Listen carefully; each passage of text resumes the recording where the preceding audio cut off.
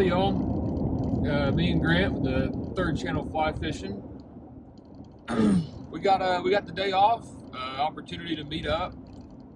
So we're headed over to the Chattooga River. Got a high of 57 for the day. That's what the truck reads right now. I don't really expect that to get any warmer. Got a late start. It's currently 12. Beauty of winter fly fishing, you can kind of get out there a little bit later. You're not going to be missing much from 7 to 10.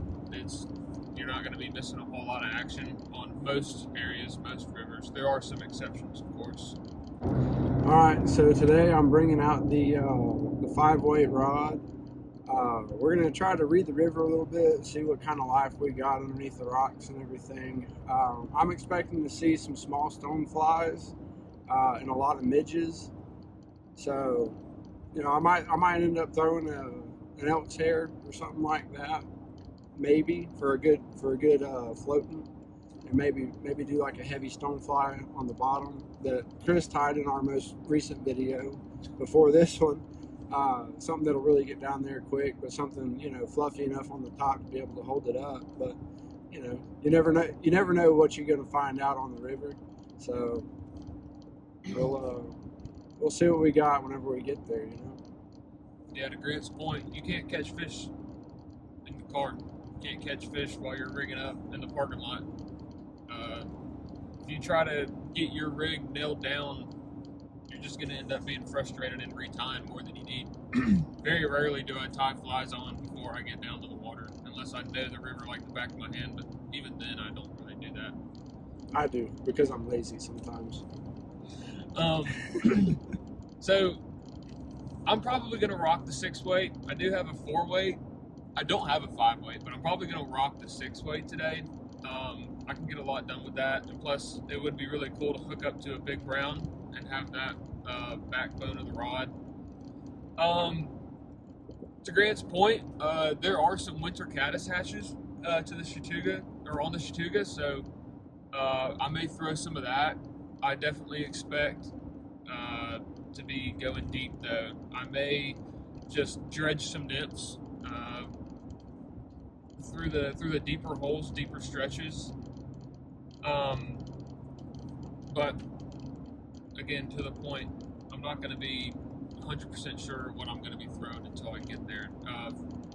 It would not surprise me if we pull up and we get down to the river and there's caddis on top of the water, and that completely changes everything that we've mainly focused on. You never know what's hatching until you get out there, for sure. Yeah. So, anyways, y'all guys stay tuned and see if there's any luck on the river for us today. Oh, yeah. All right, y'all. We just got to the first section of the river that we're going to be fishing today. We're going to check it out. You can see it behind me. It's a good little stretch, a lot of little calm spots, and we got a bend coming up there right above Chris's head. But we're going to go ahead and, test the water temperature and see what's in this river and see what we can do. That was funny. But yeah, it's going to be pretty good. Let's see what we can get. All right, y'all. So we were flipping some rocks. We ended up finding this baby caddis right here. He's kind of like a greenish brown color, but he's real fat. You can tell by the size that he is on my thumb. We saw a good amount of black stoneflies and everything. Found a red midge, so that's an interesting one. But I think that's what we're going to be throwing today. Maybe some green weenies, some red midges, and other things like that. I think the dry dropper may not be the best idea. I think we're going to go sub-water for today.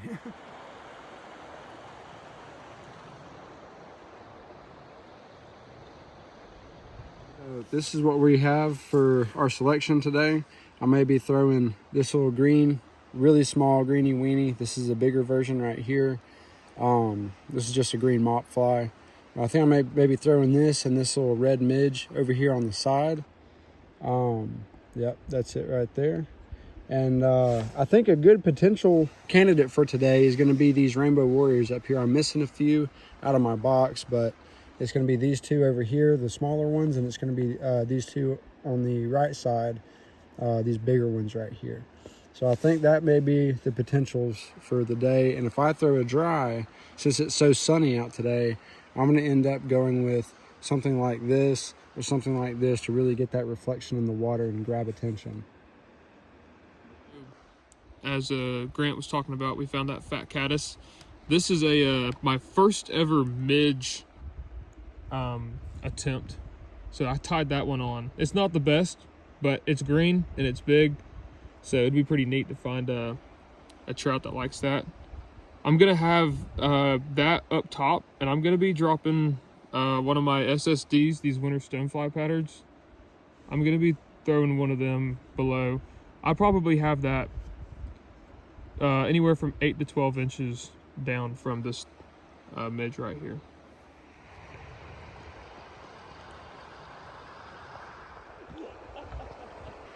Just lifted up this little rainbow. Woo, he's a little fiery guy. He hit that green nymph that I showed y'all earlier. I'm gonna go ahead and let him go. See you, bud. So we came over here and we're looking at this run. And of course you can see the fast riffles over here, and it slows down quite a lot right here. It may be, I don't know, 3 feet deep right there-ish. But I started over here and kept working up.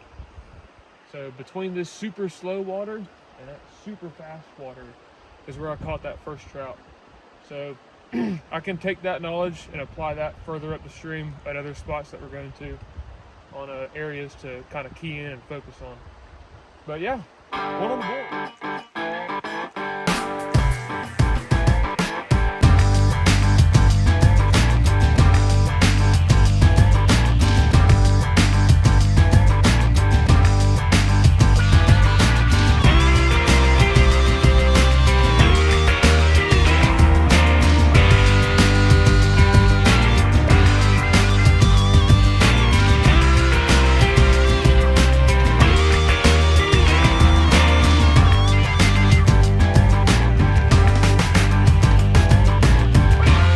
All right, so I got one on the green nymph, green midge. Grant's got one on the green weenie. We picked both of those flies because of the fly we found underneath the rock. Shows how important that one decision is. Can you hold them up? Yeah.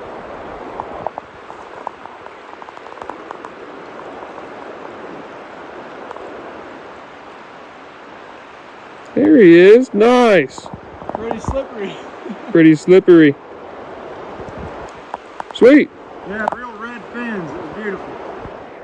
Oh, he hit the stonefly pattern this time. He's a pretty hefty boy for what else we've seen today. Woo! Yep.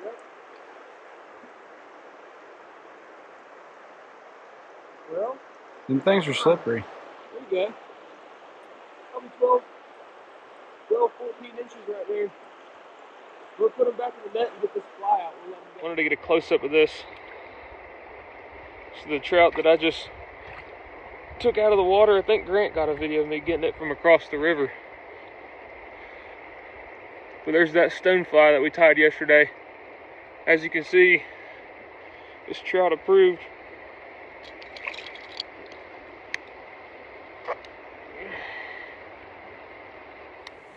There he is. Face him upstream, make sure that water. Oh, how beautiful is that? Wow, that was great. Let's get another one. Just wanted to give a quick tip that's helped out so far today. I've been fishing this hole.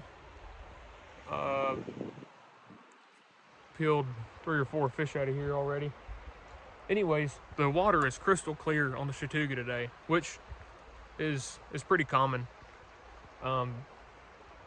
So when you're fishing this super clear stuff that's really slow, you got to back up a little bit and be really delicate when you're casting into it. But if you can cast into this riffle stuff, that's the only thing that's going to be protecting your errors. If you hit the water if you slap the water with your indicator, if you're mending and something goes wrong, those riffles cover that up and give you a little bit of leeway on how delicate your presentation needs to be. But that's just a quick tip, is if you're facing clear water and you can't get a fly in front of some trout's mouth without spooking them, see if you can get into some riffles. It doesn't have to be shallow. It doesn't have to be, the 8-inch shallow riffles. It can be the deep ones, and that's enough. All right, let's see if we can't peel another one out of here.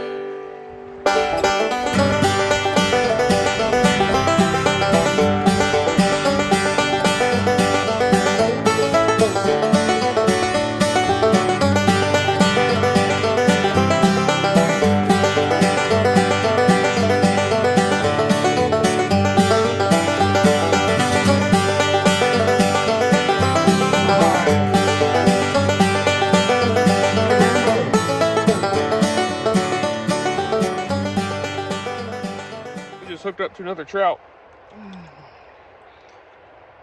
Oh, another rainbow. I don't know what he hit. The fly came out self-release, but we're having a good day of fishing. Let him go. He's swimming off. Sweet.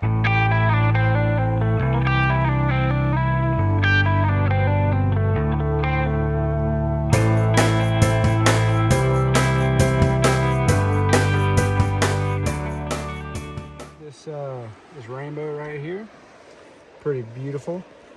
He's quite large. Not gonna lie, he's pretty nice. Is this a measuring tape on your thing? Slightly. Okay, so it goes from here. So he's like good, but he's a pretty little fish. Got him out of here. There's a few more hanging out, so we're gonna try to drill the rest of them and pull him out of the water and get him to show him to y'all. Let him go. We're in this hole right here, and I haven't seen a small fish so far. And the Chattooga River is known for big brown trout, so I swapped over to the streamer and ended up hooking into this absolute tank of a brook trout. I mean, he's big. Yeah, Beautiful colors. Beautiful colors. But let's get up close to him.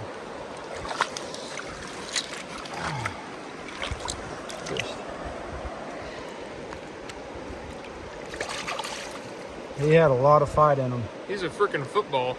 Yeah, for real. All right, so we're gonna let him go. Let him do his thing.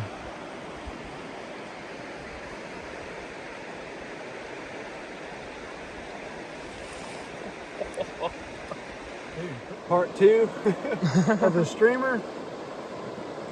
We got this nice little rainbow. I just saw him laying belly up. Oh, he is not dead. Playing possum on you. Another good one out of the same hole.